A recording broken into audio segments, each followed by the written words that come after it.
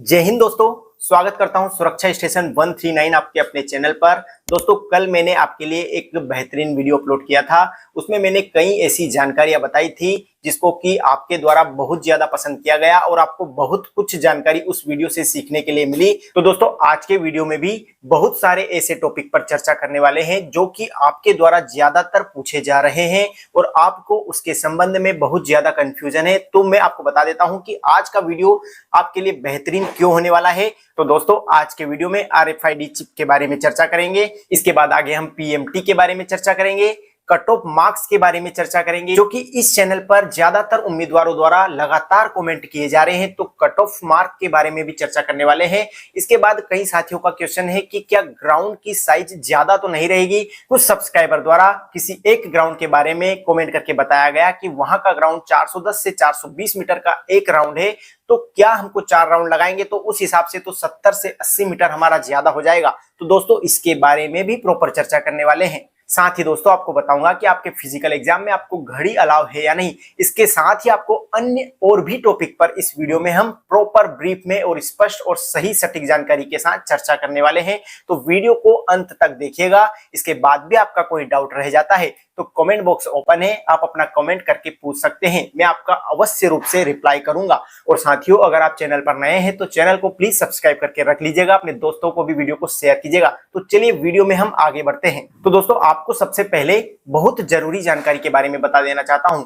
जब आप अपना फिजिकल देने के लिए जाएंगे तो आपका इक्वल लेटर यानी आपको आपके फिजिकल का डेट 2 वीक पहले पता चल जाएगा। तो दोस्तों, आपका जब भी फिजिकल रहे, एक एग्जांपल देकर बताता हूं कि आपका फिजिकल अगर 20 नवंबर को रहेगा तो आप क्या करेंगे कि आप अपने फिजिकल डेट से एक दिन पहले अपने जहां पर भी आपका जिस सिटी में भी आपका फिजिकल एग्जाम कंडक्ट करवाया गया है तो आपके फिजिकल ग्राउंड के पास में आप कोई रूम ले लीजिए या फिर आप कहीं भी ऐसी जगह पर ठहर जाइए जहां पर आपको प्रॉपर रेस्ट मिल सके। जी हां दोस्तों, यह बात कोई नहीं करता है। आपको फिजिकल देने जाना है तो दोस्तों, आपको सबसे पहले ध्यान रखना होगा कि आपको फिजिकल देने के लिए प्रॉपर रेस्ट की बहुत आवश्यकता है। अगर आप ट्रेन के माध्यम से जा रहे हैं तो ऐसी ट्रेन बुकिंग कीजिए जो कि आपको कम से कम आपके फिजिकल के 12 घंटे पहले आपको आपके फिजिकल सेंटर पर पहुंचा दे, यानी जिस सिटी में आपका फिजिकल है वहां पर आप पहुंच जाएं। क्योंकि आप अगर रेस्ट नहीं करेंगे, आप रात में पहुंचेंगे और आपको उसी दिन सुबह सुबह अगर फिजिकल देना रहेगा तो आपकी बॉडी रेस्ट नहीं कर पाएगी। और रेस्ट ना होने के कारण, क्योंकि चूंकि इसका फिजिकल हार्ड है, तो आप फिजिकल में आपको समस्या हो सकती है।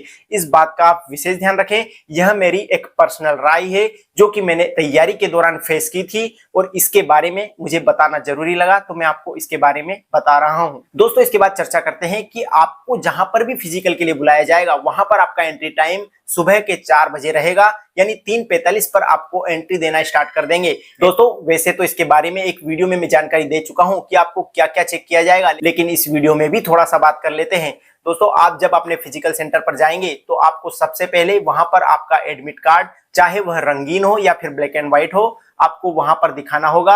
आपके फोटो जो कि हाल ही में खींचे गए और आपकी पहचान दिखाते हो वहां पर आपको दिखाना होगा। साथ ही दोस्तों, आपका फोटो आईडी प्रूफ जिसमें Aadhaar card, PAN card, voter ID या फिर किसी भी प्रकार का फोटो आईडी प्रूफ जो कि वैलिड हो, वहां पर आपको एंट्री के समय उसे भी दिखाना होगा। इसके बाद साथियों, आपका बायोमेट्रिक वेरिफिकेशन किया जाएगा। आपको कैमरे के सामने आपका नाम बोलना होगा और साथ ही आपको फिंगरप्रिंट के माध्यम से आपका वेरिफिकेशन किया जाएगा। जैसा कि मैंने अपना फिजिकल 2019 में जब मैं भर्ती हुआ था तब दिया था, उसके हिसाब से मैं अपना बता रहा हूं और मैंने जो जानकारी एकत्रित की है उसके हिसाब से आपको सटीक और स्पष्ट यहां पर जानकारी दे रहा हूं। दोस्तों, इसके बाद आगे जाकर आपको चेस्ट नंबर और RFID चिप जो कि पैर में बांधने के लिए दी जाएगी, जो कि आपको रनिंग के टाइम पर काम आएगी। उसके माध्यम से आपका रनिंग में कितना टाइम आया है उसके माध्यम से पता चल सकेगा। साथ ही दोस्तों, कोई फर्जीवाड़ा ना हो, कोई अन्य व्यक्ति जिसने एग्जाम निकाला है उसकी जगह पर कोई अन्य व्यक्ति फिजिकल एग्जाम देने ना आए। इसलिए आपने जब अपना CBT एग्जाम देने के लिए गए थे और आपके एडमिट कार्ड में जहां पर आपका CBT एग्जाम हुआ था वहां पर कुछ डिक्लेरेशन यानी कि कुछ फॉर्मेट में कुछ लिखा हुआ था, उस डिक्लेरेशन को वापस से आपको फिजिकल एग्जाम पर जब आप जाते हैं तो उसी फॉर्मेट को अपनी राइटिंग में वापस लिखवाया जाएगा, जिससे कि पता चल सकेगा कि कोई अन्य व्यक्ति तो फिजिकल देने नहीं आया है। तो यह आपके लिए बहुत अच्छी बात है, कोई फर्जीवाड़े का चांस नहीं रहेगा। वहां पर आपकी राइटिंग के माध्यम से प्रॉपर चेक कर लिया जाएगा कि कोई अन्य व्यक्ति फिजिकल एग्जाम देने नहीं आया है। दोस्तों इसके बाद का प्रोसेस रहेगा कि 50-50 कैंडिडेट के ग्रुप में आप सभी को ग्राउंड पर बैठा दिया जाएगा, जो कि चेस्ट नंबर के हिसाब से रहेगा, और 50-50 के ग्रुप में एक ग्रुप, दो ग्रुप, तीन ग्रुप ऐसे करके आपको लाइन वार बैठा दिया जाएगा। दोस्तों बैठाने के बाद आपका सबसे पहले रनिंग होगा। आप में से कई साथियों का एक डाउट था और मैंने पिछले वीडियो में जो बताया था वह अपने फिजिकल के हिसाब से बताया था। जब 2019 में हमारा फिजिकल हुआ था तो वहां पर पीएमटी यानी कि फिजिकल मेजरमेंट टेस्ट पहले करवाया गया था, लेकिन इस बार जो मुझे जानकारी मिल रही है वह इस तरह से मिल रही है कि आपका पीएमटी रनिंग होने के बाद करवाया जाएगा। तो आपका यह डाउट क्लियर हुआ होगा। पहले आपका रनिंग करवाया जाएगा। रनिंग के लिए आपके पैर में पहले से चिप बांध दी गई होगी। तो दोस्तों उस चिप का कनेक्शन ग्राउंड में बैठे हुए कंप्यूटर के सामने स्टाफ के पास अपने कंप्यूटर में ऐड रहेगा। जैसे ही आप रनिंग स्टार्ट करते हैं, जैसे ही विसिल बजती है और आपका रनिंग स्टार्ट होता है, तो आप चिंता मत कीजिए। आपके रनिंग के स्टार्टिंग पॉइंट पर एक मैट बिछा हुआ रहेगा, उस पर पैर रखने के बाद ही आपका रनिंग का टाइम आपके जो चिप लगा हुआ है उसमें स्टार्ट होगा। तो आपको यह चिंता नहीं करनी है कि आगे जो कैंडिडेट लगा है उसको इसमें बेनिफिट मिलेगा क्या, हम पीछे रह जाएंगे तो क्या हमारा टाइम पहले से स्टार्ट हो चुका होगा। विसिल बजने पर आपका टाइम स्टार्ट नहीं होगा। आप जब अपना मैट पर पैर रखेंगे तो वहां से आपका जो चिप है उसमें आपके रनिंग का टाइम स्टार्ट हो जाएगा। तो आपको यह बात आसानी से समझ में आई होगी। इसके बाद कई साथियों का क्वेश्चन था कि सर किसी ग्राउंड के बारे में उन्होंने एक एग्जांपल देकर पूछा कि उस ग्राउंड पर ग्राउंड की जो साइज है वह 400 मीटर नहीं है, उसकी साइज 410 या 420 मीटर है। तो दोस्तों आपको बता देना चाहता हूं कि आपको एक भी मीटर एक्स्ट्रा नहीं दौड़ाया जाएगा। जो कि आरआरबी ने मापदंड तय किए हैं उसके हिसाब से ही आपको रनिंग करवाया जाएगा। अगर ग्राउंड का साइज ज्यादा है तो आप ध्यान से सुन लीजिए कि ग्राउंड का साइज अगर ज्यादा रहा तो आपका स्टार्टिंग पॉइंट जो रहेगा उससे पीछे यानी कि 20 मीटर आपका अगर ज्यादा जा रहा है या फिर 50 मीटर अगर आपका ग्राउंड का साइज ज्यादा हो रहा है तो उस स्टार्टिंग पॉइंट के 50 मीटर पीछे आपका फिनिशिंग पॉइंट बना दिया जाएगा, जहां पर आपका फिनिशिंग कर दिया जाएगा। या फिर ऐसा हो सकता है कि ग्राउंड का साइज अगर ज्यादा है तो उस ग्राउंड को थोड़ा सा छोटा यानी कि जो गोल घेरा रहता है उसे थोड़ा सा छोटा यानी कि चूना लगा करके उस चूने के बीच बीच में आपको दौड़ना रहेगा। तो उस गोल वाले घेरे को थोड़ा सा छोटा बना करके आपके उस ग्राउंड का साइज छोटा कर दिया जाएगा। तो आपको इस बात की चिंता नहीं करनी है। इसके बाद दोस्तों हम बात करते हैं कि कई सारे उम्मीदवारों का इस तरह का क्वेश्चन आ रहा है कि सर क्या घड़ी अलाउ रहेगी। तो दोस्तों हमारे टाइम पर 2019 में जब मैंने फिजिकल दिया था तो घड़ी अलाउ उस टाइम पर नहीं थी। जिन्होंने पहना था उनसे निकलवा दिया गया था। तो दोस्तों आपको इस बात की चिंता नहीं करनी है। घड़ी पहनने से आपको कोई भी बेनिफिट नहीं मिलने वाला है। क्या आप एक एक सेकेंड देख करके वहां पर रनिंग करने वाले हैं। जब आप दौड़ेंगे तो आपका ध्यान सिर्फ आगे वाले बंदे पर रहना चाहिए कि जो आगे दौड़ रहा है उसको आपको कवर करना है, उससे ज्यादा डिफरेंस मत होने देना। जो आगे दौड़ रहा है उसको आप जब जब कवर करने का प्रयास करेंगे, जब जब अपनी स्पीड बढ़ाकर उसे कवर करने का प्रयास या फिर उसका डिफरेंस ज्यादा नहीं होने देंगे तो वहीं पर आप क्वालिफाई होने की रेस में आ जाएंगे। जी हाँ दोस्तों, आपको घड़ी देखकर नहीं दौड़ना है, घड़ी से आप कभी रनिंग क्वालिफाई नहीं करने वाले हैं। तो इन छोटी छोटी चिंताओं को आप छोड़ दीजिए। आपका फिजिकल आने वाला है केवल 20 से 22 दिन। अगर आपका पहली डेट में ही एग्जाम रहा जो कि आरआरबी ने घोषित की है 13 नवंबर से 6 दिसंबर, तो आपका मिनिमम 20 दिन 22 दिन बचा है और मैक्सिमम आपका 20 दिन और जोड़ लीजिए। अगर आपका लास्ट में एग्जाम रहा तो और अच्छी बात है, आपके पास और ज्यादा टाइम मिल जाएगा। तो कई सारे कैंडिडेट जो बोल रहे हैं कि सर हमारा टाइम नहीं आ रहा है रनिंग के लिए, हमारा फिजिकल में हाई जंप नहीं हो रहा है, लॉन्ग जंप नहीं हो रहा है, तो मित्र आप चिंता मत कीजिए। आपको कितनी बार बता चुका हूं, मैं आपके साथ हूं। मैं आपको जो बता रहा हूं उस पर ध्यान दीजिए। अपने माता पिता के बारे में सोचिए। आपने जब तैयारी स्टार्ट किया था तो क्या इस चीज के लिए किया था कि मैं फिजिकल नहीं दूंगा। आपने लाखों बच्चों को पीछे छोड़कर सीबीटी एग्जाम में क्वालिफाई किया है और अब समय आ गया है आपको दिखाने का कि आप सब कुछ कर सकते हैं। आप क्या दौड़ नहीं सकते हैं। आपके माता पिता ने आपके लिए बचपन से आज तक क्या क्या नहीं किया। तो आप उस चीज का ध्यान रखते हुए इस रेस का हिस्सा बनिए। आप अपना बेस्ट दीजिए, अपना 100% दीजिए। लेकिन दोस्तों अगर आप क्वालिफाई नहीं भी होते हैं तो आप चिंता मत कीजिए। क्योंकि यह आपकी अंतिम रेस नहीं है, यह आपकी अंतिम एग्जाम नहीं है। हो सकता है किस्मत ने आपके लिए और कुछ बेहतर लिखा हो। मैं आपको इसके बारे में जब अगला वीडियो कभी भी लाऊंगा तो उसके बारे में आपको एक एग्जाम्पल दूंगा, मेरी लाइफ से संबंधित एक एग्जाम्पल देकर उस वीडियो में बताऊंगा कि किस्मत आपके लिए क्या क्या कर सकती है। तो किस्मत पर भरोसा कीजिए। आप किसी भी एग्जाम में अगर फेल होते हैं तो वह आपका अंतिम एग्जाम नहीं है। आप अपना बेस्ट दीजिए ताकि आपको पछतावा ना हो जब आप फेल हो जाओ कि मैंने अपना बेस्ट नहीं दिया, मैं चाहता तो वहां पर अपना बेस्ट दे सकता था। तो दोस्तों आप इस चीज का ध्यान रखें। तो दोस्तों उम्मीद करता हूं कि आप में कुछ मोटिवेशन बढ़ा होगा। अगर आपको कुछ हेल्प मिल रही है इस वीडियो से तो वीडियो को प्लीज अब लाइक कर दीजिए, कमेंट करके पूछिए कि आपका क्या डाउट है, और चैनल पर नए हैं तो प्लीज सब्सक्राइब कर लीजिए। दोस्तों जैसे ही आपका रनिंग कंप्लीट हो जाता है तो जिन जिन का फिजिकल क्लियर हो जाएगा, मतलब जो अपने 5:45 का जो टाइम है कांस्टेबल का उसमें क्वालिफाई कर जाएंगे, तो क्वालिफाई करने के बाद आपका चिप निकाल करके जिनका भी पास हुआ है उनको अलग कर दिया जाएगा, और जिनका फेल हुआ है उनको अलग करके उनका सिग्नेचर लेकर उनको उस प्रोसेस से बाहर कर दिया जाएगा। लेकिन जिनका पास हुआ है उसके बाद उनका टाइमिंग उनको दिखाया जाएगा कि आप कितने टाइम में पास हुए, क्योंकि वह उनके कंप्यूटर में नोट हुआ रहता है। तो उस चिप के माध्यम से आप क्वालिफाई हुए यह पता चल जाता है, और उसके बाद आपको सेपरेट करने के बाद आपका पीएमटी करवाया जाएगा। क्योंकि दोस्तों कई सारे साथी पूछते हैं कि पीएमटी पहले हो रहा है या बाद में, कभी भी हो रहा है। आप अपना मेजरमेंट टेस्ट जो एलिजिबिलिटी क्राइटेरिया है उसको पास कीजिए, आपका पीएमटी कभी ना कभी मतलब इसी में होगा, फिजिकल एग्जाम में ही होगा। तो आप अपने पीएमटी में चेस्ट और आपका जो हाइट है वह मापा जाता है। बहुत सारे साथीगण पूछते हैं कि क्या वेट मापा जाता है, तो बिल्कुल इसमें वेट नहीं मापा जाता है, आप इसकी चिंता मत कीजिए। और आपके चेस्ट में दोस्तों एक चीज बता देता हूं कि चेस्ट में वहां पर आपको जो टेप रहता है उसके माध्यम से आपको नॉर्मल मापा जाएगा, उसके बाद 5 एक्सपेंड करके मतलब कि फुलाने के बाद आपका 5 सेंटीमीटर और बढ़ना चाहिए, वहां पर वह भी मापा जाएगा। तो इस बात का आपको ध्यान रखना है। अगर उसमें आपका ज्यादा कम आता है तो आपको डिस्क्वालीफाई कर दिया जाएगा, क्योंकि वहां पर ग्राउंड स्टाफ के साथ साथ ऑफिसर भी आप पर नजर बनाए रहते हैं। आपका सब कुछ कैमरे में कैद हो रहा होता है, आपको वीडियोग्राफी के माध्यम से वहां पर आपका फिजिकल टेस्ट कैद किया जाता है। तो वहां पर जहां तक मैं सुनने में मिल रहा है, क्योंकि 2019 में ऐसा नहीं था, लेकिन इस बार वीडियोग्राफी के माध्यम से आपका सब कुछ फिजिकल नोट किया जा रहा है। तो इसमें धांधली किसी भी प्रकार से नहीं हो सकती है, यह आपके लिए एक बहुत अच्छी बात है। तो आप मेहनत कीजिए। तो कई सारे साथीगण पूछते हैं कि मेरा चेस्ट मेजरमेंट में थोड़ा कम आ रहा है, क्या करूं क्या करूं। तो पुशअप मारिए, डिप्स मारिए, चिनअप मारिए, बैठक लगाइए, रनिंग कीजिए, आप सब कुछ फिजिकल एक्सरसाइज कीजिए। जितना कर रहे थे अपने कंफर्ट जोन को तोड़ करके कीजिए।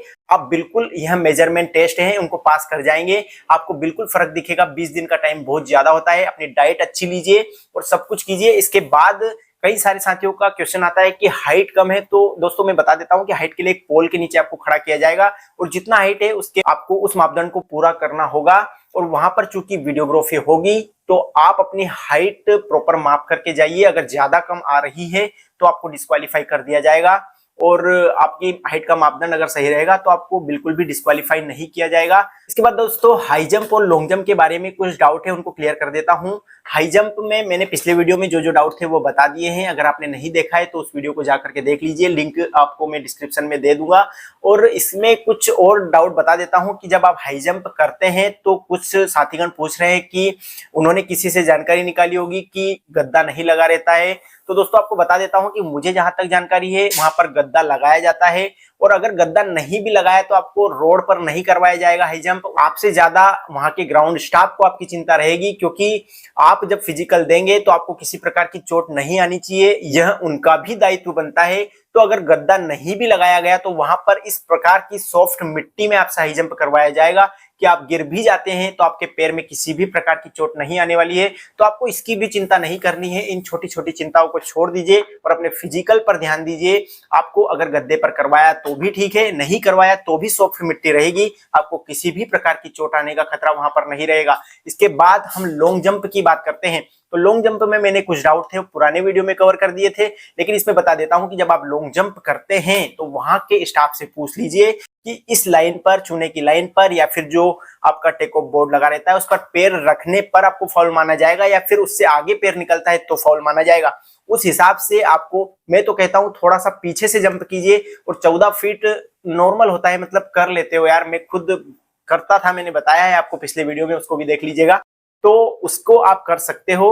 और आपको लॉन्ग जंप करना है तो एक चीज का ध्यान रखना है, जब आप जंप करके कूदते हैं तो जो क्वालिफाइंग लाइन रहती है, यानी कि 14 फीट जो मेल स्टाफ के लिए और 9 फीट जो फीमेल स्टाफ के लिए रहेगी, तो वहां पर आपको लॉन्ग जंप करने के बाद आपके हाथों को पीछे नहीं टिकाना है। मतलब जब आप कूद गए तो उसके बाद पीछे अगर आपने लाइन से हाथ टच कर दिया या फिर आप पीछे की साइड गिरे और आपने उस लाइन को क्रॉस कर दिया जो कि आपकी क्वालिफाइंग लाइन थी, तो उसमें आपको आपका वह चांस हटा दिया जाएगा। मतलब आप उस चांस को गंवा चुके होंगे और आपका लास्ट चांस बचेगा। या फिर अगर आपने दोनों बार ऐसा किया तो आप डिस्क्वालीफाई कर दिए जाएंगे। तो इन छोटी छोटी बातों का आपको ध्यान रखना है। और दोस्तों, अगर आप पूरा वीडियो देख रहे हो ना, तो मैं यकीन से मान सकता हूं कि आप कुछ सीखना चाह रहे हो। लेकिन कुछ साथीगण, मतलब मैं देखता हूं कि बहुत सारे साथीगण पूरा वीडियो नहीं देख करके जाते हैं। और मैं आपके लिए इतनी मेहनत से, आप यकीन करो कि कितनी सारी जानकारियां जुटाने के बाद सटीक और स्पष्ट जानकारी देना एक बहुत बड़ी जिम्मेदारी है। क्योंकि दोस्तों, इतना सारा प्यार आप सभी साथीगण इस चैनल को दे रहे हैं, तो मेरा भी कर्तव्य बनता है कि ईमानदारी से आपके लिए स्पष्ट और सटीक जानकारी लेकर के आपको प्रोवाइड करवाऊं, ताकि आप सभी को बहुत ज्यादा मदद मिल सके। दोस्तों, इसके बाद मैं बताता हूं कि डॉक्यूमेंट वेरिफिकेशन के बारे में मैंने एक शॉर्ट वीडियो अपलोड किया है, आप उसको जाकर के देख लीजिए। उसमें सारे डॉक्यूमेंट बताए हैं। लेकिन बहुत सारे साथीगण फिर भी क्वेश्चन पूछते रहते हैं कि सर, कास्ट सर्टिफिकेट इस डेट का है, उस डेट का है, और आपका ईडब्ल्यूएस प्रमाण पत्र के बारे में पूछते हैं, कोई पूछता है डोमिसाइल सर्टिफिकेट के बारे में। तो दोस्तों, मैंने जहां तक जानकारी निकाली है तो आपको ज्यादा डॉक्यूमेंट वहां पर डॉक्यूमेंट वेरिफिकेशन के टाइम पर नहीं मांगे जाते हैं। और लेकिन मैंने जो अपने वीडियो में, जो शॉर्ट वीडियो में बताया है, या फिर मैं किसी भी वीडियो में जो बताता हूं, तो मैं आपको ऑफिशियल लेटर के माध्यम से जो जो उसमें लिखा गया था, वहां पर क्या क्या मांगा जा सकता है, उसके बारे में बताता हूं। लेकिन कई सारे यूट्यूबर या फिर कई सारे सब्सक्राइबर हमारे वीडियो में कमेंट करते हैं और पूछते हैं कि सर, कोई बता रहा है कि यह नहीं मांगा जाता है, किसी डॉक्यूमेंट के बारे में बोलते हैं। तो मैं आपको बता देता हूं कि मैं ऑफिशियल लेटर के हिसाब से आपको बता रहा हूं कि आपको मैक्सिमम यहां तक मांगा जा सकता है। तो आप अपनी पूरी तैयारी करके जाइए। आपको क्यों मौका देना है उनको बताने का कि आप कोई लेटर नहीं लेके गए और उनके द्वारा आपको टोका जाए या फिर वहां पर आपको डिस्क्वालीफाई करने का खतरा रहे। तो आपको मैं मतलब मैक्सिमम लिमिट बता रहा हूं कि वहां तक आप अपने डॉक्यूमेंट सारे लेकर के जाइए, ताकि आपको कोई प्रॉब्लम ना हो। उस शॉर्ट वीडियो को आप देख लीजिएगा, आपने नहीं देखा है तो चैनल पर आपको मिल जाएगा। इसके साथ ही मैं आपको फिर से एक नॉर्मल बता देता हूं कि आरपीएफ सब इंस्पेक्टर में आपसे क्या क्या डॉक्यूमेंट मांगे गए थे। वहां पर आपसे, जैसे कि मैं कांस्टेबल के बारे में बता रहा हूं, तो आपसे 10th की मार्कशीट मांगी जाएगी। और 12th की मार्कशीट के बारे में जितने लोगों का भी डाउट है तो मैं बता देता हूं कि वह केवल आपसे हायर एजुकेशन को देखने के लिए मांगी जा सकती है। आपने 12th किया है तो 12th की मार्कशीट दिखाइए। अगर आपने हायर एजुकेशन में ग्रेजुएशन किया है तो आप ग्रेजुएशन का मार्कशीट या फिर उसका डिग्री दिखा दीजिए। लेकिन यह कंपलसरी नहीं है। कांस्टेबल में आपको केवल 10th की दिखाएंगे तो भी आपका काम चल जाएगा, आपको कोई प्रॉब्लम आगे नहीं आने वाली है। इसके बाद आपको आपका कास्ट सर्टिफिकेट दिखाना रहेगा, जो कि सेंट्रल का होना अनिवार्य है। मैं आपको वापस बता देता हूं कि सेंट्रल का ही कास्ट सर्टिफिकेट आपसे मांगा जाएगा। इसके बाद आपको आपके फोटो दिखाने रहेंगे और आपका एडमिट कार्ड आपसे वहां पर मांगा जाएगा। तो आरपीएफ सब इंस्पेक्टर में आपसे इतना ही कुछ मांगा गया था, और कांस्टेबल में भी उम्मीद करता हूं कि यही कुछ मांगा जाएगा, क्योंकि इस बार जो हो रहा है इसी को मांगा जा रहा है। लेकिन मैं ऑफिशियल लेटर के हिसाब से बता रहा हूं। मैं आपको उस वीडियो में जो जो बताया हूं वह केवल इसलिए बता रहा हूं कि ऑफिशियल लेटर में जो जो लिखा है उस चीज को आपको लेकर के जाना अनिवार्य है। दोस्तों, इसके बाद कई सारे साथियों द्वारा इस तरह की खबर फैलाई जा रही है कि आपका मतलब कट ऑफ ऊपर जा सकता है। दोस्तों, एक बात बता देता हूं कि आरपीएफ एसआई और आरपीएफ कांस्टेबल के फिजिकल में बहुत ज्यादा अंतर है। बहुत ज्यादा से इसलिए बता रहा हूं कि आरपीएफ एसआई में जो रनिंग टाइम है वह 6 मिनट 30 सेकेंड है और आरपीएफ कांस्टेबल में 5 मिनट 45 सेकेंड है। यानी दोस्तों 45 सेकेंड बहुत बड़ा अंतर होता है। अगर आप रनिंग कर रहे हैं और आप फिजिकल की तैयारी कर रहे हैं तो इस बात को आप समझ रहे होंगे कि कितना ज्यादा अंतर होता है 45 सेकेंड। तो उसके माध्यम से क्वालिफाइंग कैंडिडेट की संख्या तो बढ़नी तय है, क्योंकि आरपीएफ एसआई में कई सारे यूट्यूब चैनल बता रहे हैं कि 50 में से 30, 25, 35 इतने कुछ कैंडिडेट पास कर रहे हैं। तो 45 सेकंड का अंतर मायने रखता है। दोस्त, आप अपना फिजिकल का तैयारी बेहतरीन कीजिए। कई सारे साथीगण पूछ रहे हैं कि सर, मेरा कट ऑफ मार्क्स से केवल इतना नंबर ऊपर है, इतना नंबर ऊपर है। तो दोस्तों, मैं आपको बता देना चाहता हूं कि कट ऑफ मार्क्स से पॉइंट में भी ऊपर है, तो आप फिजिकल देने जाइए जाइए जाइए। कितनी बार बताऊं, आप हर वीडियो में सिर्फ यही कमेंट पूछ रहे हैं कि इतना सा नंबर ऊपर है तो मुझे क्या जाना चाहिए या नहीं जाना चाहिए, मेरा होगा या नहीं होगा। दोस्तों, सिर्फ कर्म आपके हाथ में है, फल की चिंता आप मत कीजिए, फल की चिंता आप भगवान पर छोड़ दीजिए। आपका कर्म कंफर्म है कि आप अभी फिजिकल एग्जाम क्वालिफाई करके आए, वहां से आपके सिलेक्शन के चांसेस 90% तक बढ़ जाएंगे। मैं यह बताना चाहता हूं कि इसके फिजिकल में बहुत से कैंडिडेट पास नहीं हो पाएंगे जिन्होंने तैयारी नहीं की है। मैं आपकी उम्मीद नहीं तोड़ रहा हूं, आप अपने तैयारी पर भरोसा रखिए। अगर आपका टाइमिंग बराबर भी आ रहा है, 10 सेकंड ऊपर भी आ रहा है, तो आप वहां पर कर जाएंगे, क्योंकि वहां पर एक जज्बा रहता है, एक जुनून रहता है, वहां पर एक कंपटीशन रहता है, वहां पर एक ललक रहती है कि मैं पास हो जाऊंगा तो मुझे रेलवे में नौकरी मिल जाएगी। तो दोस्तों मैं उम्मीद करता हूं कि यह वीडियो आपको पसंद आया होगा। और दोस्तों हमारा हर वीडियो थोड़ा सा लंबा हो जाता है क्योंकि जानकारियां इतनी सारी रहती है कि मैं छोटे वीडियो में उसको बता नहीं सकता हूं। अगर आप पूरा वीडियो देखे हैं तो कमेंट करके जाइएगा कि आपको वीडियो कैसा लगा। आपका प्यार, आपका स्नेह देख करके मुझे बहुत मजा आता है, बहुत अच्छा लगता है। आप जब मुझे कमेंट करते हैं कि आपने मुझे बहुत अच्छी जानकारी दी, आपकी वजह से बहुत हेल्प मिल रही है, या फिर आप इतने अच्छे वीडियो बना रहे हो, आप बहुत आगे जाओगे, तो मुझे बहुत अच्छी एक मतलब पॉजिटिव वाइब्स आती है कि आप सभी का प्यार इतना इस चैनल को मिल रहा है। इसके लिए मैं आपका तहे दिल से धन्यवाद करना चाहता हूं और आप सभी को मैं भरोसा दिलाना चाहता हूं कि आपको इस चैनल पर सब कुछ सटीक जानकारी, स्पष्ट जानकारी मिलती रहेगी, लगातार मिलती रहेगी। आपकी इस जर्नी में यह चैनल आपके साथ था, है और हमेशा रहेगा। इसी उम्मीद के साथ मिलेंगे अगली जानकारी भरी वीडियो में। तब तक के लिए जय हिंद, जय भारत।